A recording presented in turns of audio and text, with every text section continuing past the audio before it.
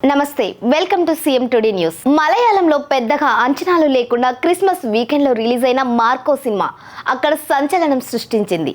Janata garage, Bhagamathi లాంటి తెలుగు చిత్రాల్లో నటించిన ఉన్ని ముకుందన్ హీరోగా హనీఫ్ అదేని రూపొందించిన తొలి రోజు నుంచే మంచి వసూళ్లతో దూసుకెళ్లింది. వారంలోపే 60 కోట్ల దాకా వసూళ్లు రాబట్టింది. మలయాళ సినిమా స్థాయికి ఇది చాలా పెద్ద నంబరే. మలయాళంలో రిలీజ్ అయిన 10 రోజుల తర్వాత తెలుగులో ఈ సినిమాను ప్రేక్షకుల ముందుకు తీసుకొచ్చారు. అయితే ఇక్కడ సినిమాకు మిక్స్డ్ రివ్యూలు వచ్చాయి. మరి టూ మచ్ వైలెన్స్ ఉండడం, కొన్ని సన్నివేశాలు భరించలేని విధంగా ఉండడంతో సమీక్షకులందరూ హెచ్చరికలు జారీ చేశారు. ఈ తరహా సినిమాలు మన దగ్గర ఆడడం కష్టమే అన్న అభిప్రాయాలు వ్యక్తమయ్యాయి. కానీ మన ప్రేక్షకులు కూడా ఈ సినిమాను ఎగబడి చూస్తున్న సంకేతాలు కనిపిస్తున్నాయి. తెలుగులో తొలి రోజు అత్యధిక వసూలు సాధించిన మలయాళ చిత్రంగా మార్కో రికార్డు సృష్టించింది.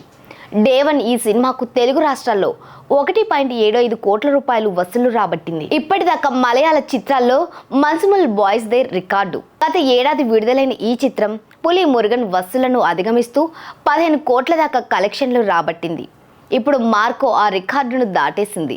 మలయాళంలో వచ్చిన 10 రోజుల తర్వాత రిలీజ్ అయిన మిక్స్డ్ రివ్యూలు వచ్చిన ఈ సినిమాలోని సన్నివేశాల గురించి సోషల్ మీడియాలో జనాలు లబోదిబోం అంటున్నా అవేవి ప్రేక్షకులను థియేటర్లకు రాకుండా ఆపలేకపోయాయి. క్రిస్మస్ సినిమాలన్నింటినీ నెగిటివ్ రివ్యూలు రావడం, సంక్రాంతి సినిమాలు రావడానికి టైం ఉండడంతో వచ్చే వారం రోజులు టాలీవుడ్ బాక్సాఫీస్ను మార్కోనే రూల్ చేసే అవకాశాలు కనిపిస్తున్నాయి. ఈ చిత్రాన్ని తెలుగులో అగ్ర నిర్మాణ సంస్థ మైత్రి మూవీ మేకర్స్ రిలీజ్ చేసింది.